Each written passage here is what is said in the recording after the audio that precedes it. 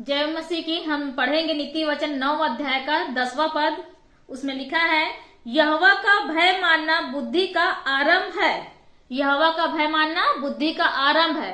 हमको क्या करना है, अपने जीवन को जब देखते हैं तो यहोवा का भय कैसे मानेंगे, हम गलत काम करेंगे तब, है ना, कि परमेश्वर हमको क्या कर रहा है, देख रहा है, उससे कुछ भी छिपा नहीं है। जैसे अनजाने में मैं कुछ गलती कर बैठती हूँ तो मुझे बार नींद नहीं आती है, मैं बार बार सोचते रहती हूँ, कहती हूँ प्रभु मुझसे गलती हो गया, मुझे माफ कर दो।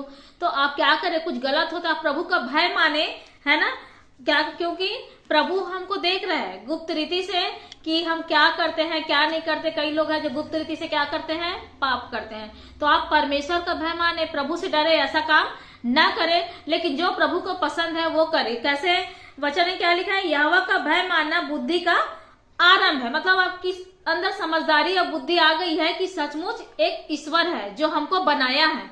कई लोग नहीं समझ पाते हैं, इसलिए हम लोग मनमर्जी करते हैं। लेकिन आप यहोवा का भय मानते हुए जीवन बिताए, क्योंकि हमें डरने की या भय करने की जरूरत नहीं है। लेकिन हम अगर गलत काम करेंगे तो हमारे जीवन में वो होना चाहिए। जिस तरह एक बच्चा, अगर, है ना, बच्चा क्या करता है, अपने माता पिता से प्रेम करता है, लेकिन वहीं पे चोरी करेगा या कुछ गलत काम करेगा तो डरेंगे ना अपने मम्मी पापा से, है ना।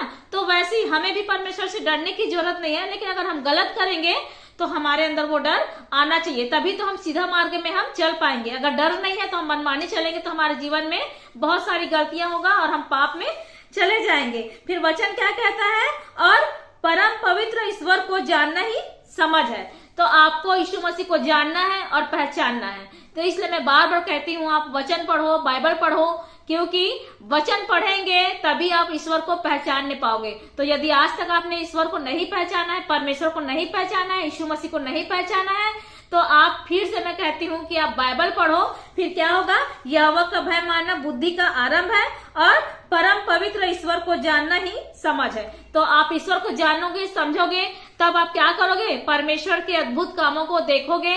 और नहीं जानोगे, नहीं समझोगे तो आपको कुछ भी समझ में नहीं आएगा। तो मैं आप लोग से कहती हूँ कि आप फिर से बाइबल पढ़ो, वचन पढ़ो और प्रभु को आप समझो। जरूरी है इस जीवन में आपको प्रभु को अपने आप को देना। आप अपने आप को प्रभु को दे दो, प्रभु क्या करेगा, आपको समझ देगा इस दुनिया में हमको कैसे चलना है। क्योंकि जो परमेश्वर का भय मानता है वही परमेश्वर से क्या करता है, प्रेम करता है और उसकी आज्ञाओं को मानता है। और फिर क्या करेंगे, उस ईश्वर को आप जानो और समझो, परमेश्वर आपको क्या करेगा, अनुग्रह देगा। जय मसीह की।